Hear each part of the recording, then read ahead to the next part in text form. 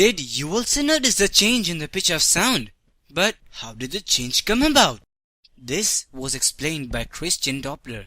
What he said was, there is an increase or decrease in the frequency of any wave as the source or observer moves towards or away from each other. I didn't get it. Let's learn by doing. Hi there, Tom. Meow. Hey, Jerry. Tom, you're gonna throw a ball every second, each at 1 meters per second. Got it? Meow. Jerry, be sure you're not dropping any one of them.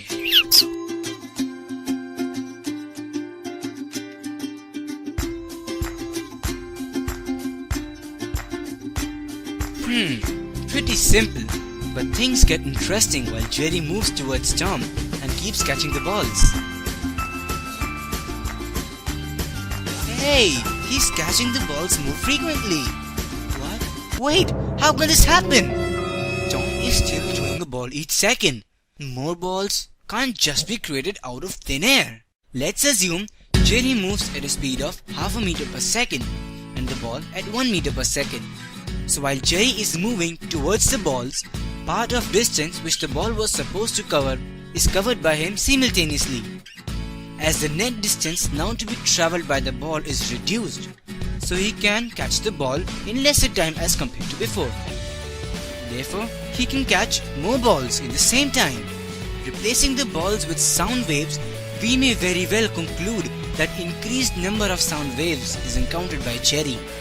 This means he would hear higher pitch than that emitted by Tom.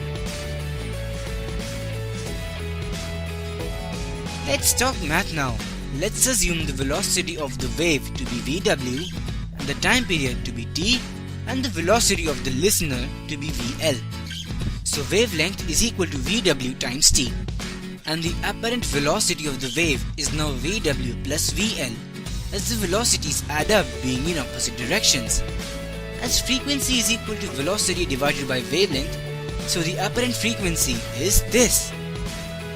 Similarly, when Jerry moves away from Tom, the apparent arrival rate for him would be lesser than actual, because he will be encountering lesser balls in the same time.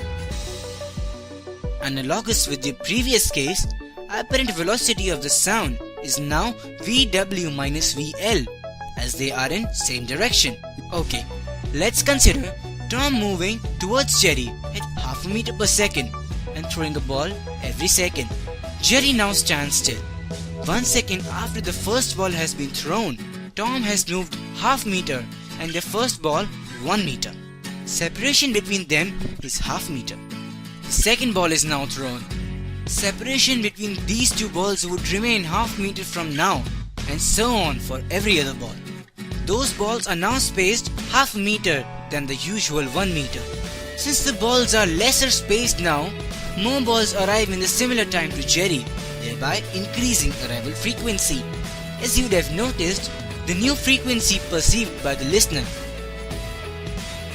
would be this. Lastly, Tom moves away from Jerry.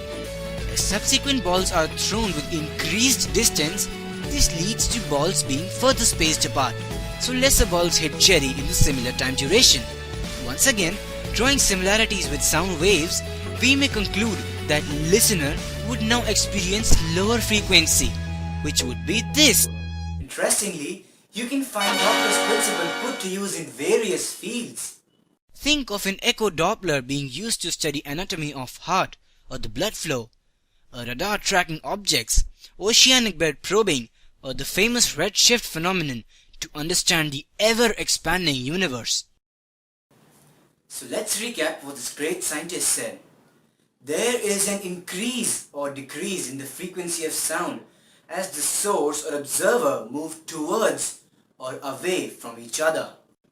Hope this helps and thanks for watching. Bye bye.